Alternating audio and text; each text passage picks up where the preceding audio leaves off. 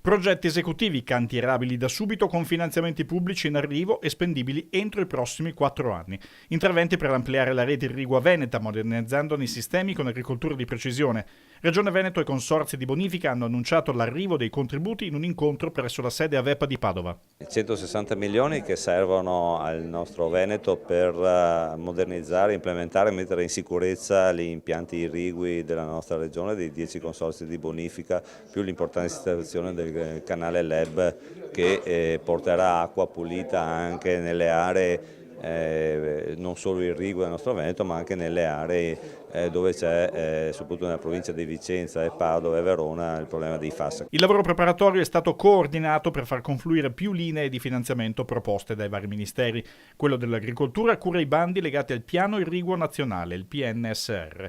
I dicasteri di ambiente e infrastrutture si occupano dei bandi per il piano invasi da 250 milioni di euro nei prossimi 5 anni. Terza linea di finanziamento è la finanziaria dell'anno scorso, 2017 dello Stato, fondi nazionali, dove sul fondo per le infrastrutture strategiche del Paese un capitolo è destinato alle infrastrutture irrigue, che sono state dichiarate come infrastrutture strategiche, proprio in effetti alla luce anche di cambiamenti climatici.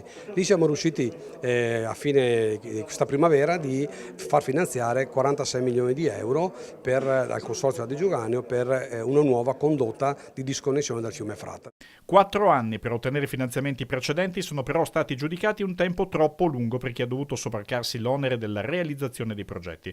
I consorzi di bonifica hanno dunque auspicato che le pratiche, in questa nuova occasione di utilizzo di contributi pubblici, possano divenire più snelle. Finalmente vediamo alla luce un lavoro, un parto lungo, passatemi il termine, specialmente per il piano irriguo nazionale che parte dal 2014 e oggi almeno c'è una graduatoria di progetti che sono entrati in graduatoria, per cui aspettiamo solo i decreti, progetti esecutivi, progetti che hanno impegnato molto le nostre strutture, progetti che hanno dimostrato che il Veneto e la struttura dei consorzi di bonifica è all'avanguardia, perché su 89 progetti presentati, 19 andati a punteggio, 6 sono del Veneto, e quindi credo che questo sia